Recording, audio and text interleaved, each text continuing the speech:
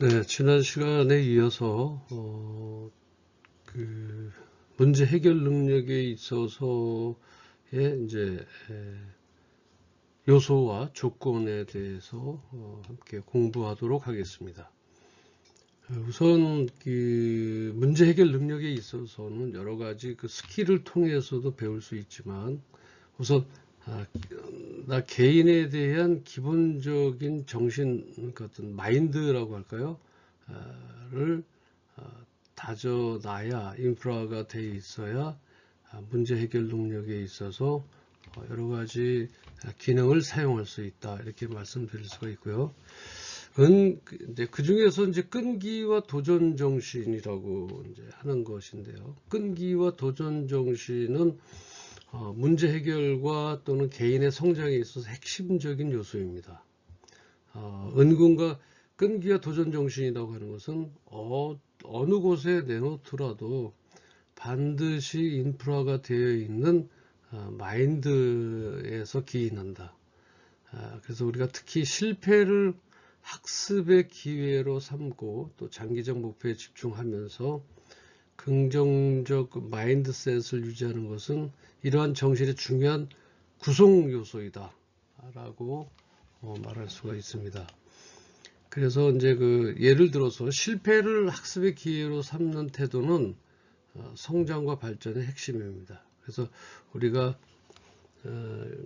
보시면 실패를 학습의 기회로 삼는다. 그래서 어려움을 극복하고 지속적으로 노력하는 자세가 필요하다. 실패를 두려워하지 않습니다. 한 번 실패했다라고 해서 그것에 어떤 트라우마 같은 것이 생겨서 안 됩니다. 그래서 끈기와 도전 정신이라고 하는 것은 본인이 마인드 컨트롤을 하면서도 배우지만 내가 그야말로 경험이 곧 학습이다라고 스스로 생각을 하면 실패를 학습의 기회로 삼는 태도는 성장과 발전의 핵심이 될 것입니다. 그리고 이제 실패는 단순히 목표 달성에 실패한 것이 아니라 예를 들어서 새로운 지식과 경험을 얻을 수 있는 귀중한 기회입니다. 내가 해봤기 때문에 왜 실패했는지를 알 수가 있거든요. 물론 나도 모르게 나도 모르는 어떤 전문 분야에 대해서 실패했다고 하더라도 일단은 내가 전문 분야와 맞지 않는다는 것 자체에 대한 실패의 교훈이 있는 것입니다. 따라서 실패를 통해서 우리는 무엇이 잘못되었는지 또는 어떤 부분을 개선해야 되는지 이런 것들을 깨달아야 됩니다. 그래서 무엇이 잘못됐던가 또는 무엇을 개선을 해야 이러한 어떤 장막에서 벗어날 수 있다. 그래서 이러한 과정에서 얻은 교훈은 미래의 성공을 위한 밑거름이 되게 되는 거죠. 실패는 성공의 어머니다라는 식으로 뭔가가 충분히 얻어야 됩니다. 그렇지 않고 실패한 것에 대한 어떤 자괴감, 자책감으로 인해서 또다시 그 실패를 또 재현할 수 있기 때문에 실패에 대한 분석도 우리가 마음은 아프지만 다시 한번 복귀하는 식으로 해봐야 된다 이렇게 생각을 합니다. 그래서 이러한 과정에서 얻은 교육은요, 미래의 성공을 위한 밑거름이 되게 됩니다. 그래서 실패를 두려워하지 않고 또 그것을 분석하고 배우는 자세는 지속적인 성장과 혁신을 가능하게 하는 것입니다. 그래서 성공자의 대부분은 이렇게 실패를 학습의 기회로 삼는다. 그 다음에 실패를 두려워하지 않는다라고 공통적인 그런 의견들입니다. 그래서 두 번째는 이제 장기적 목표인데, 이 장기적 목표에 집중하다. 단기적 어려움에 좌절하지 않고 큰 그림을 본다는 거죠. 꾸준히 목표를 향해 나아간다. 이렇게 얘기했습니다. 이제 어떤 거시적인 것들이죠. 그래서 좀 큰 그림을 보고 나무 좀 좁은 것, 미시적인 것들은 조금 이제 다음 기회로 넘길 수도 있고, 또 그런 거시적과 미시적에 대한 그 목표 집중을 할 필요가 있다. 그래서 큰 그림을 보면 현재의 상황을 전체적인 맥락에서 이해하는 것이 중요합니다.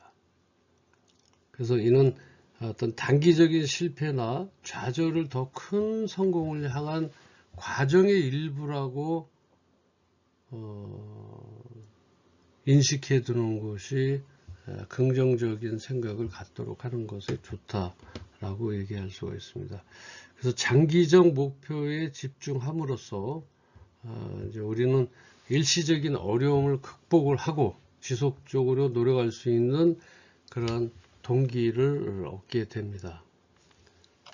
그리고 이제 은근과 끈기를 통해서 세 번째는 긍정적 마인드셋인데요. 이거는 조금 전에도 말씀을 드렸습니다만 긍정적인 면으로 대처했을 때 은근과 끈기는 끈기와 도전 요거는 서로 그러니까 두 배가 서로 넘는다라고 하는 얘기죠. 인프라다. 나에 대한 인프라다. 이렇게 생각하시면 될 것 같고요. 그래서 긍정적 마인드세트라고 하는 것은 어려움 속에서도 긍정적인 태도를 유지하고요. 이런 것들을 기회로 여긴다. 이렇게 생각을 하시면 될 것 같습니다. 그래서 긍정적 마인드셋이다라고 하는 것은 어려움과 도전을 극복하는데 필수적인 요소이죠. 긍정적 마인드셋은. 이런 이제 단순히 낙관적인 태도를 갖는 것을 넘어서 문제와 도전을 성장의 기회로 바라보는 관점을 의미하고 있습니다. 긍정적 마인드셋을 가진 사람은 실패나 어려움을 마주했을 때 그것을 극복할 수 있다는 믿음을 유지하게 되죠. 이러한 태도는 문제 해결에 더욱 창의적이고 적극적으로 접근할 수 있게 하고요. 스트레스와 불안을 줄이는데 도움이 된다. 그래서 긍정적 마인드셋은 어려움과 도전을 극복하는 데 필수적인 요소입니다. 그래서 이런 긍정적인 마인드를 셋하는 거예요. 긍정적 마인드셋. 그래서 이런 이제 단순히 낙관적인 태도를 갖는 것은 아닙니다. 뭐든지 긍정적이다 그래서 어떤 낙관적인 모든 일에 그런 것을 넘어서 어떤 문제와 도전을 성장의 기회로 바라보는 그런 관점을 의미하는 것이지, 긍정적 마인드셋이라고 해서 어떤 단순히 낙관적인 태도를 가져서 그러진 않겠지만요. 될 대로 되라라는 식으로 산다면 그건 문제가 있다라고 하는 거죠. 그래서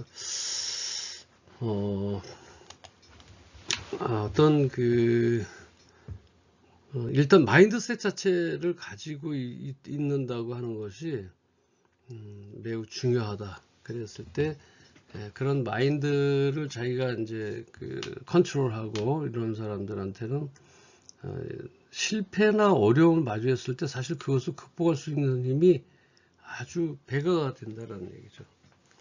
그래서 그러한 이러한 긍정적 마인드셋 자체는 문제 해결에 더 창의적이고 적극적으로 접근할 수 있게 하고요. 스트레스와 불안을 줄이는데 큰 도움이 된다. 라고 하시는 걸 아시면 될 것 같고요. 그 다음에 이제 이런 세 가지 요소. 예를 들어 실패를 학습의 기회로 삼고, 그 다음에 장기적 목표 집중을 하고, 그리고 긍정적 마인드셋을 가진다면 이 세 가지 요소는 서로 밀접하게 연관이 되어 있습니다. 그래서 이제 실패를 학습의 기회로 보는 태도는 장기적 목표에 집중할 수 있게 해주죠. 그래서 이는 이제 다시 긍정적 마인드셋을 유지하는 데 도움이 많이 필요하죠. 이런 사람들은 어떤 별정의 어떤 속의 마인드 컨트롤도 그렇지만 유전적인 요소를 가지고 있다라고 이렇게 봅니다. 그래서 이러한 순환적인 관계는 개인의 성장과 발전을 지속시키고 촉진시킬 수 있습니다. 이런 순환적인 관계는 개인의 성장과 발전을 지속적으로 촉진을 하고요. 제가 말씀드렸듯이 결국 이러한 태도와 접근 방식은 단순히 문제를 해결하는 것을 넘어서 개인의 전반적인 삶의 질을 향상시키고 더 큰 성취를 이루는 데 기여하고 있습니다. 그렇다면 이제 은근과 도전 정신에 대해서 나의 어떤 그 개인적인 그 타입이 어떤 타입인지도 한번 살펴볼 필요가 있을 거다 이렇게 생각을 합니다.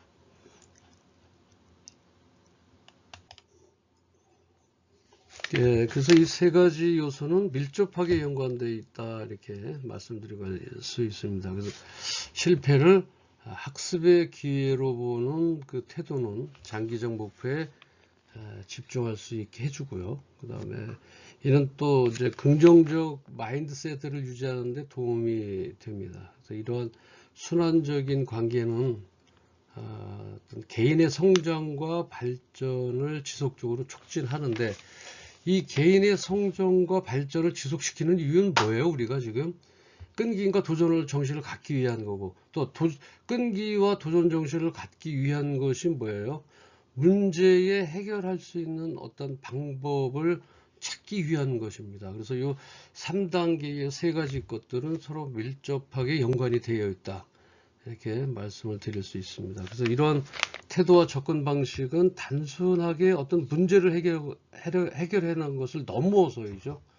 뭐 단순하게 어떤 문제를 놓고 그것을 해결하는 방법이 아니라 어떤 그 얽히고 설켜져 있는 문제 그리고 새로운 창조성에 대한 문제를 어떤 개인의 전반적인 삶의 질을 향상시키고 큰 성취를 이루는데 이 세 가지 즉 여기 보시면 실패를 학습의 기회로 삼고 그 다음에 장기적 목표를 집중을 한다. 그러니까 장기적으로 하다 보면 이게 이런 얘기죠. 마라톤을 하다 보면 어때요? 중간에 넘어져도 다시 일어나면 되죠. 그죠? 그러니까 장기적 목표를 집중하게 되면 그 단기적으로 하는 데 있어서 어려움을 그러니까 예를 들면 뭐 단거리 한 400m에서 넘어지면 어때요? 그건 끝입니다. 이미 그거는 뭐 속도가 빠르기 때문에 확 지나가서 이제 꼴찌를 하게 되는 경우가 있지만 우리가 일반적인 마라톤 39.195인가요? 그 마라톤의 중간에 잠깐 넘어졌다 그래서 그게 순위가 바뀌고 그러진 않죠. 그러니까 어떤 그 중장기적 목표로 잡았을 때는 단기적 어려움에 좌절하지 않고 큰 그림을 보여준다. 그래서 목표를 향해서 나아갈 수 있다. 장기적 목표에 집중하고요. 긍정적인 마인드 세트. 요거는 이제 우리가 긍정적 마인드 세트를 갖기 위해서는 몇 가지 여러 가지 우리가 이제 좀 해야 될 요소들이 좀 있습니다. 그래서 어떤 긍정적 마인드 세트로 요 세 가지가 함께 이루어진다라고 하는 것이고요. 자, 그 다음에 이런 끈기와 도전 정신에 의해서 어떤 사고에 대한 어떤 대안 평가는 어떻게 할 것인가? 자, 어떤 유연한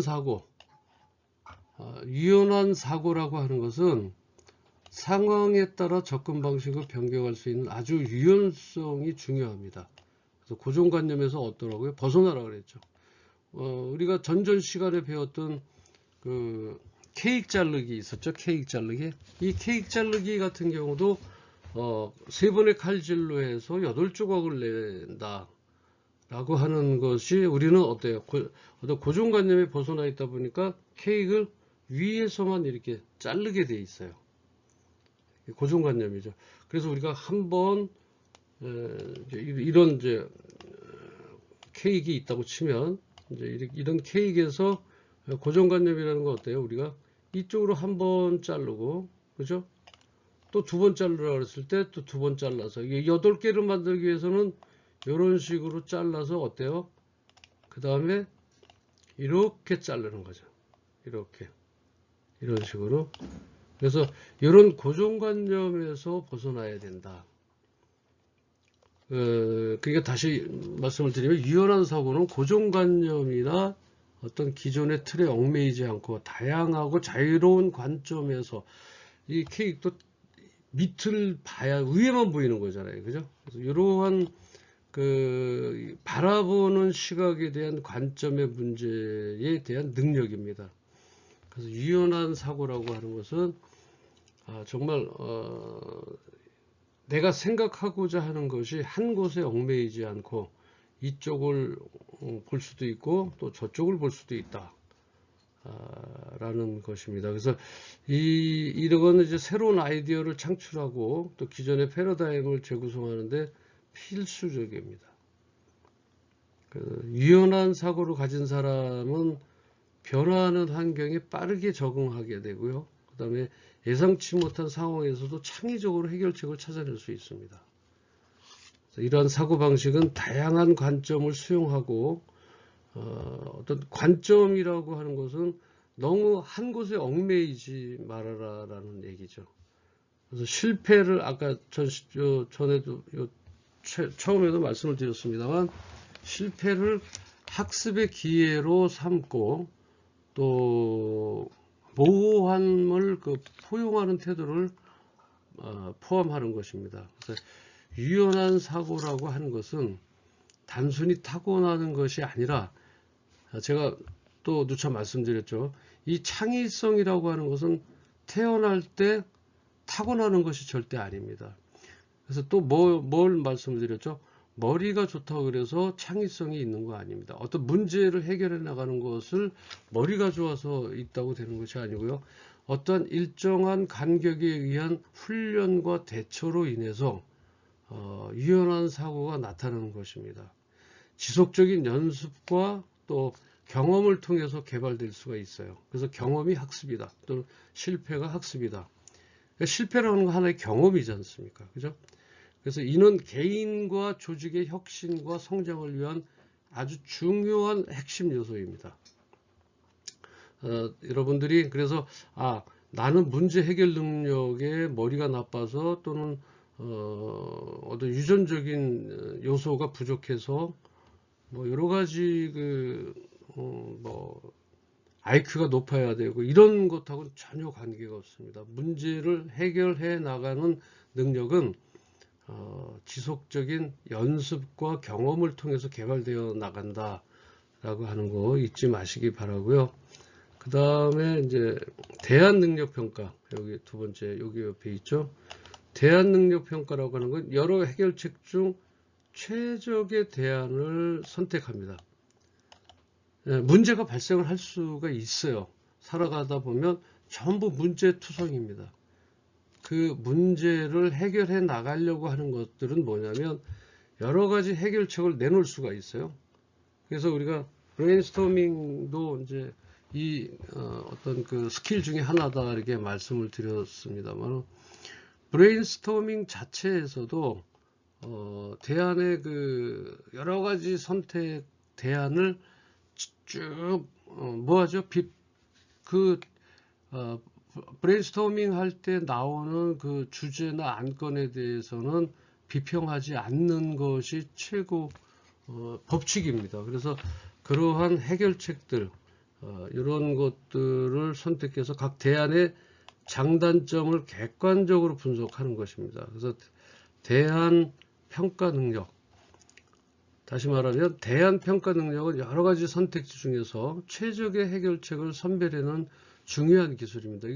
아까 제가 말씀드렸지만 여러분들이 브레인스토밍의 회의를 통해서 그 쪽지에다가 어떤 의견을 내놓고 붙여서 또 다시 의견을 내놓고 붙여서 어떤 그 질적인 것보다는 양적으로 그 의견을 쭉 붙여놓은 상태에서 최적의 해결책을 선별해 나가는 그러한 방법 중에 하나 것가 브레인스토밍이라고 하는 거죠. 그래서 이는 그 각 대안의 장단점을 내 생각이 아니라 객관적으로 분석하고 주어진 상황과 목표에 가장 적합한 선택을 하는 과정을 포함하는 것입니다. 그래서 효과적인 대안 평가를 위해서는 명확한 평가 기준을 설정하고 그리고 각 대안을 설정한 평가, 그러니까 대안 평가를 위해서 명확한 평가 기준을 설정하고 그 각 대안을 이 기준에 맞춰서 체계적으로 비교 분석해야 된다. 그래서 이 과정에서는 보상적 평가와 그리고 비보상적 평가 방식을 적절히 활용할 수가 있습니다. 보상적 평가라고 하는 것은 한 기준에서 약점을 다른 한 기준에서의 강점으로 상쇄시킬 수 있는 반면에 비보상적 평가는 특정 기준에서의 결함을 다른 강점으로 보완할 수 없는 방식입니다. 즉 다시 한번 들어보시기 바랍니다. 보상적 평가라고 하는 것, 대안 평가 중에는 보상적 평가와 비보상적 평가가 있는데 보상적 평가는 한 기준에서 약점이 있지 않습니까? 그럼 그 약점을 다른 기준에서의 강점으로 상쇄할 수 있어요. 보상적 평가는. 근데 비보상적 평가는 특정 기준에서 결함을 다른 강점으로 보완할 수 없는 그런 방식이다. 그래서 유연한 사고와 대안 평가 능력은 서로 보완적인 관계에 있다. 유연한 사고를 통해서 다양한 대안을 창출을 하고 이를 체계적으로 평가를 해서 최적의 해결책을 도출할 수 있습니다. 이 두 능력을 효과적으로 결합하면 복잡하고 불확실한 그 상황에서도 창의적이고 실효성 있는 그 해결책을 찾아낼 수가 있습니다. 따라서 개인과 조직은 이 두 개의 능력을 지속적으로 개발하고 활용함으로써 우리가 문제 해결 능력을 향상시키고 또 혁신을 이끌어낼 수 있습니다. 유연한 사고와 대안 평가를 통해서 어떤 하나의 문제를 개발하고 활용하고 해서 문제 해결 능력을 높일 수가 있다. 이렇게 말할 수가 있습니다. 그 다음에 이제 여기에 대한 실행력과 결과 평가. 실행력은 어떻게 되어 나가고 결과 평가는 어떠한 방법으로 해야 되는지 말씀드리도록 하겠습니다. 지우고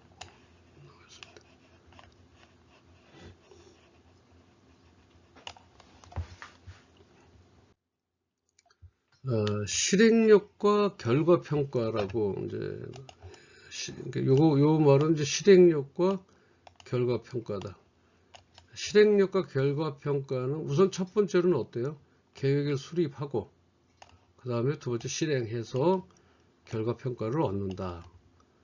계획 수립은 구체적인 실행 계획을 세웁니다. 그리고 우선순위를 설정을 하고 진행 상황을 모니터링 하는 것입니다. 자, 실행력과 결과 평가는 효과적인 문제 해결과 목표 달성을 위한 핵심적인 과정입니다. 이러한 과정들은 그래서 이 과정을 계획 수립해서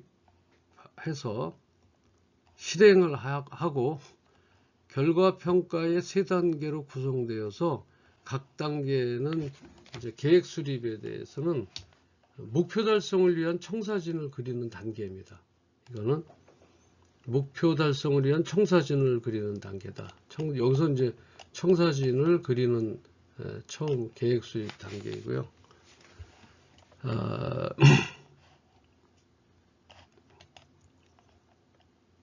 이 과정에서 먼저 명확한 목표를 설정하고 이를 달성하기 위한 구체적인 전략과 단계를 수립합니다.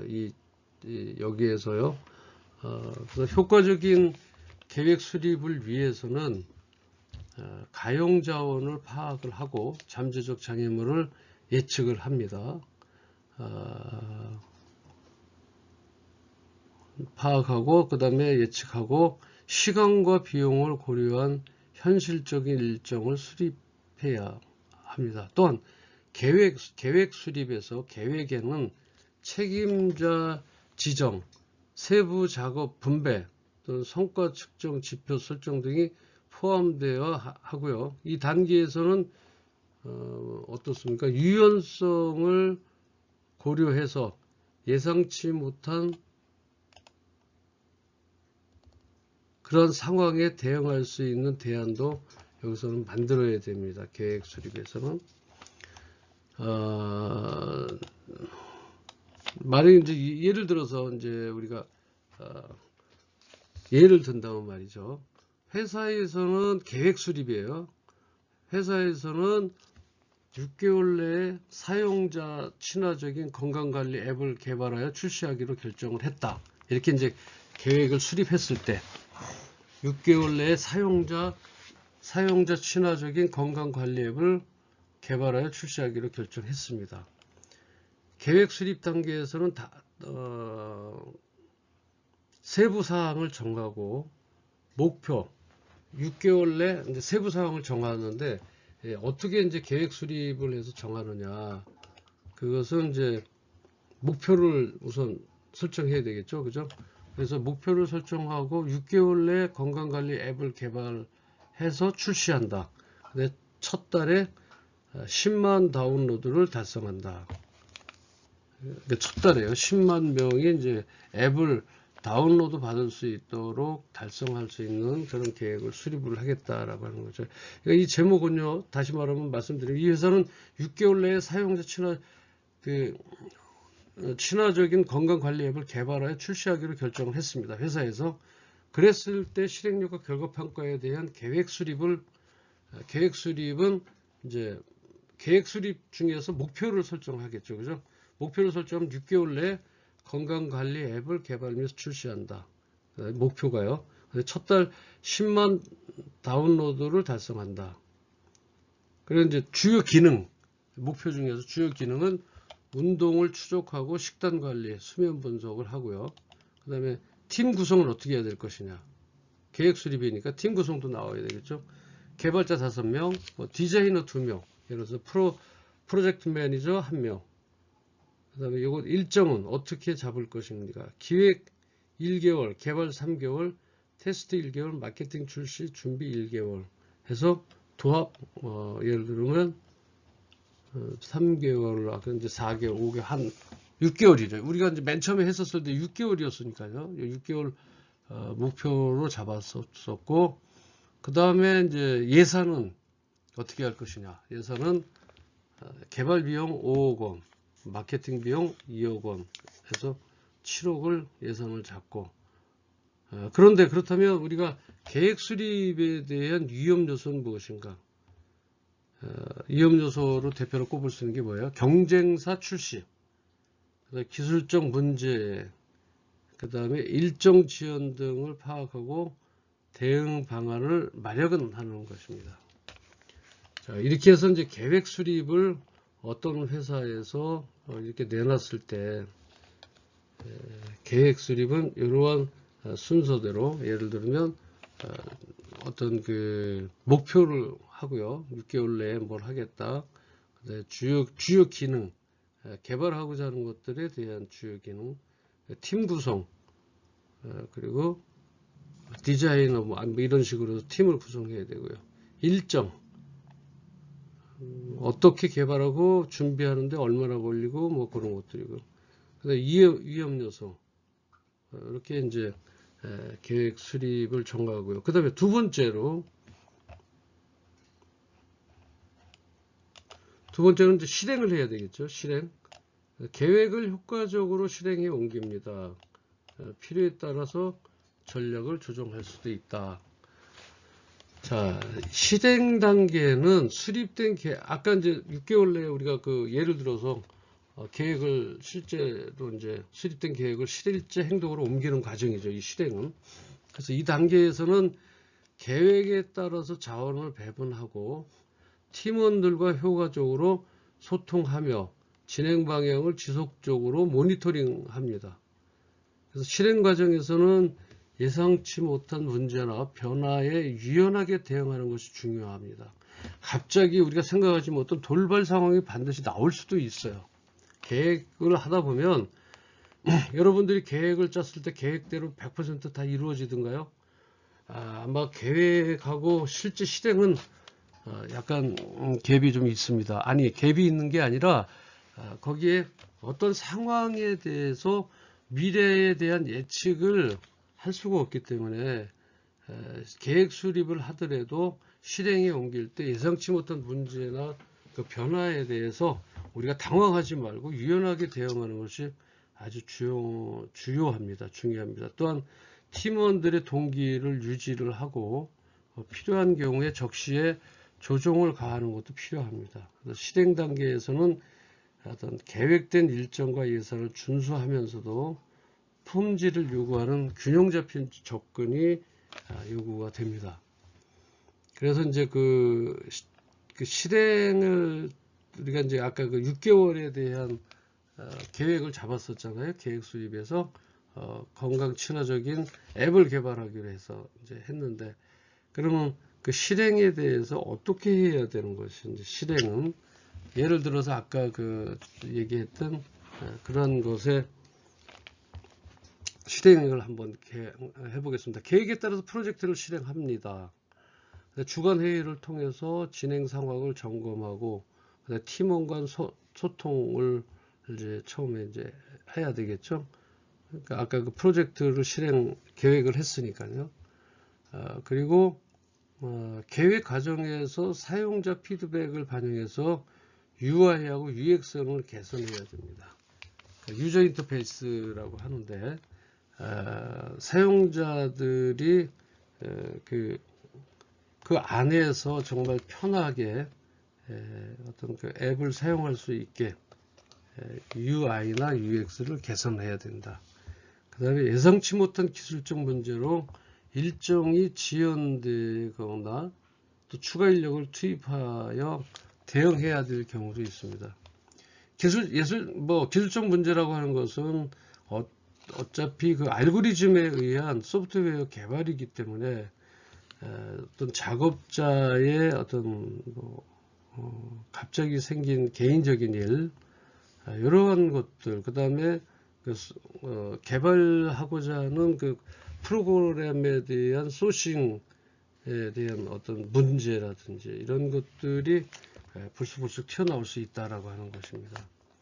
그래서 예상치 못한 기술적 문제로 일정이 지연되거나 또는 추가 인력을 투입해서 대응해야 되는 것이 이제 실행 단계에 있습니다.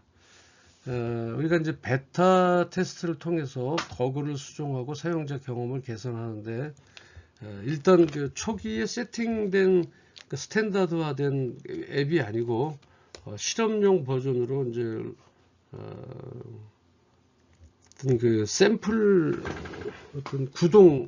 구동하는 베타 테스트를 통해서 버그를 수정하고 그 이제 어떤 그 충돌이나 그 버그를 수정하고 사용자 또 경험을 통해서 개선해서 인터페이스 상에 어떠한 불편함이 없는지 또는 거기에 대해서 또 추가해야 될 부분은 없는지 그러한 것들을 함께 보셔야 될 것 같습니다. 그리고 그 소셜 미디어와 그 인플루언서를 활용한 마케팅 캠페인도 여기서 실시를 해야 될 것이고요. 자, 그러면 이제 실행을 했잖아요. 근데 결과 평가를 해야 되죠. 결과 평가는 어떻게 해야 되나요?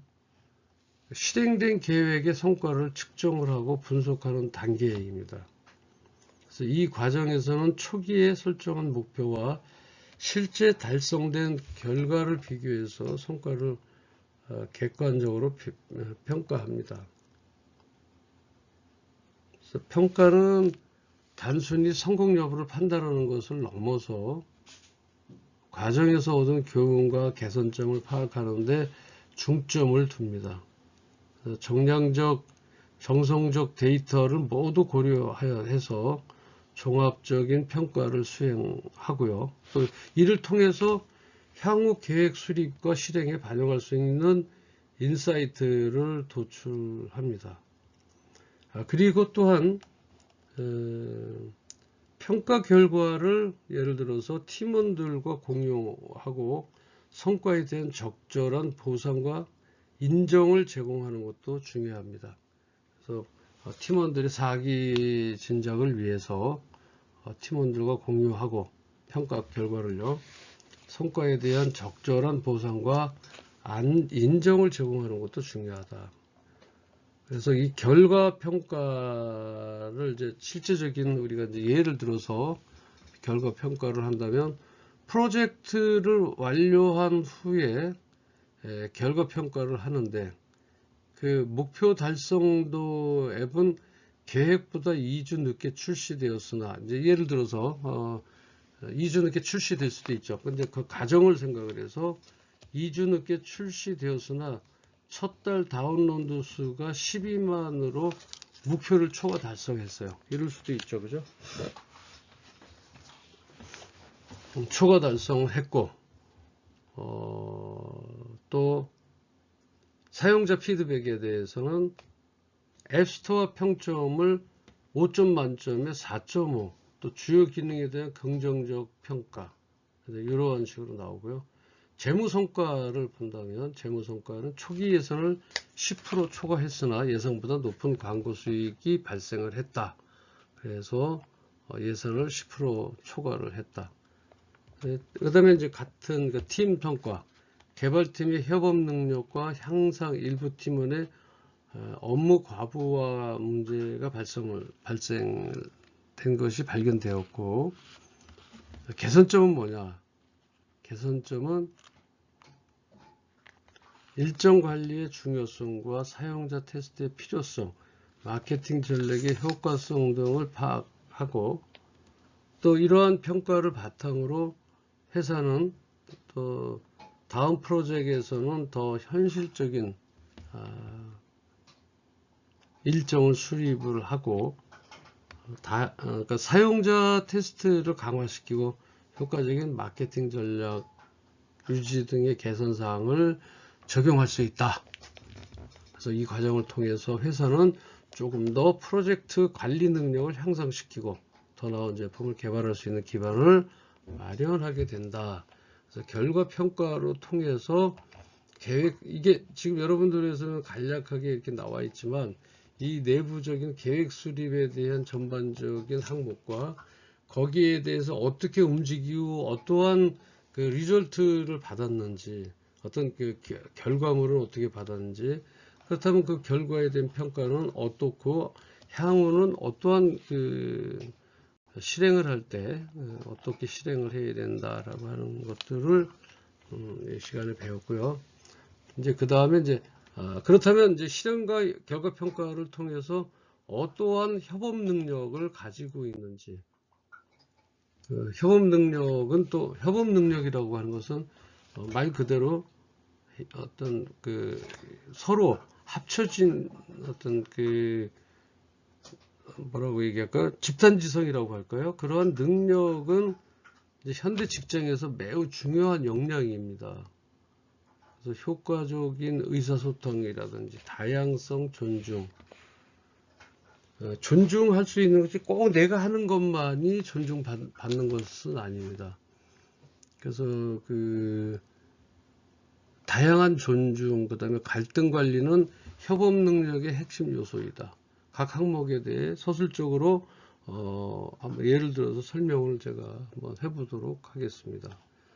자, 첫 번째로요, 협업 능력입니다. 어떻게 협업을 하고 또 협업을 하는 데 있어서 또 갈등이 생기지 않고 나아갈 수 있는 것인지에 대한 것을 말씀을 드리도록 하겠습니다. 첫 번째로 효과적인 의사소통입니다. 중요하죠. 정말 그 의사소통은 여러분들이 그 SNS를 통해서 문자를 하거나 그렇지 않죠. 그렇게 하고 계시죠. 이러한 문자 메시지는 오해 소지가 많습니다. 물론 뭐 안 하는 것보단 낫지만, 여기서 퀘스천 마크를 붙여야 될 곳에 붙이지 않았다든지, 뭐 느낌표 대신에 뭐 다운표를 붙였다든지, 아니면 뭐 느낌표 대신에 퀘스천 마크를 붙였다든지, 뭐 이러한 여러 가지 면에서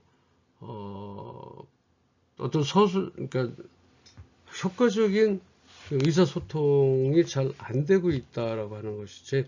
그래서 말로 만나서 이렇게 하는 그 효과적인 의사소통은 팀원들 간의 정보나 아이디어, 감정을 명확하고 정확하게 전달하고 이해하는 능력인 것입니다. 효과적인 시스템은요. 그래서 어떤 그 팀원들이 명확하고 개방적인 소통을 해야 합니다. 소통, 아이디어의 정보를 효과적으로 공유해야 되고요. 그래서 효과적인 의사소통이라고 하는 것은 말씀드렸습니다만, 효과적인 의사소통은 팀원들 간의 정보나 아이디어, 그다음에 감정을 명확하게 정확하게 전달하고 이해하는 능력입니다. 이것이 뭐예요? 효과적인 의사소통은 팀원들 간의 정보, 아이디어, 감정 명확하고 정확하게 전달하는 그런 이해력을 이해하는 능력을 아주 효과적인 의사소통의 하나의 능력으로 얘기할 수 있다. 그 다음에 이는 적극적인 경청, 자꾸 말 자르지 않고요. 끝까지 듣고 그 사람이 답변을 요구하거나 의견을 요구할 때까지 참을 수 있어야 됩니다. 또 적극적인 경청이라든지 명확한 표현, 비언어적 신호의 이해, 그리고 피드백의 적절한 제공과 수용을 포함하고 있습니다. 효과적인 의사소통을 그러니까 뭐예요? 효과적인 의사소통은 오해를 줄이고요, 업무 효율성을 높이고 팀의 결속력을 강화할 수 있다. 한번 예시를 한번 들어볼까요? 어떤 한 소프트웨어 개발팀에서 프로젝트 매니저가 주간 회의를 통해서 각 팀원의 진행 상황을 공유하고 문제점을 함께 논의하려고 합니다. 이 과정에서 매니저는 각 팀원의 의견을 경청하고 명확한 질문을 통해 이해를 확인합니다. 또한 팀원들은 자신의 업무 진행 상황을 구체적으로 설명을 하고 또 다른 팀원들의 의견에 건설적인 피드백을 제공합니다. 그래서 이러한 효과적인 의사소통을 통해서 팀은 프로젝트를 원활히 진행하고 목표를 달성할 수가 있다. 이렇게 예를 들어서 말씀을 드리면 그렇게 나가고요. 자, 그 다음에 다양성 존중이에요. 다양한 배경과 관점을 가진 팀원들의 의견을 존중합니다. 이를 문제 해결에 활용합니다. 이 다양성 존중이라는 것은 다양한 배경과 관점을 가진 팀, 우리가 사람들이 다 내 생각과 같던가요? 쭉 여러분들 한번 돌이켜 보시기 바랍니다. 다 똑같지는 않거든요. 다 같을 수는 없어요. 하물며 한날 한시 같은 뱃속에서 나온 쌍둥이들도요, 성격이 너무너무 달라요. 완전히 극과 극을 달리는 경우가 있습니다. 그래서 이렇게 다양한 배경과 관점을 가진 팀원들, 하물며 형제에서도 그런데 외부에서 다른 사람들과의 어떤 다른 사람들은 나와의 배경과 관점이 또 다르지 않습니까? 그래서 이러한 과정에서 의견을 존중하고 또 문제를 해결하는 데 있어서 상당히 좋은 방법, 그러니까 협업 능력을 일으킬 수 있는 그런 하나의 제목입니다. 그다음에 다양성 존중이라고 하는 것은 다양성 존중은 팀 각 구성원의 고유한 배경, 경험, 관점을 인정을 하고요. 또 가치 있게 여기는 또 태도예요. 그 사람들을. 그래서 내가 생각하고 있는 것과 다른 사람이 생각하는 것도 이 사람의 생각이 각각 다 다릅니다. 똑같은 문제를 놓고 보더라도 다양성을 공감할 수가 있을 것으로 보입니다. 그래서 예를 들어서 다양성 존중은 자 예를 드리겠습니다. 다국적 마케팅 회사에서 새로운 글로벌 캠페인을 기획하고 있습니다. 팀은 다양한 국적과 문화적 배경을 가진 멤버들로 구성되어 있습니다. 회의 중 한 팀원이 자기 나라의 문화적 특성을 반영한 아이디어를 제안을 했고 다른 팀원들은 이를 존중하며 경청합니다. 팀장은 각 멤버의 다양한 관점을 통합해서 더욱 포괄적이고 효과적인 캠페인을 개발합니다. 이러한 다양성 존중을 통해서 팀은 여러 문화권에 걸쳐 성공적인 캠페인을 런칭할 수가 있었다고 그래요. 아마 우리나라에서 이런 다양성 존중에 대해서 얘기를 한다면 조금은 어떤 불편함을 노출할 수 있는 분들도 있을 거다 생각을 합니다. 그러나 이러한 멤버들을 문화적 배경을 가진 그런 사람들이 함께 했을 때 이들을 존중하고 경청하고 또 팀장은 각 멤버의 중요한 관점을 통합해서 더더욱더 포괄적이고 효과적인 캠페인을 개발할 수도 있다. 이렇게 말씀을 드릴 수가 있습니다. 그 다음에 갈등 관리인데요. 갈등 관리는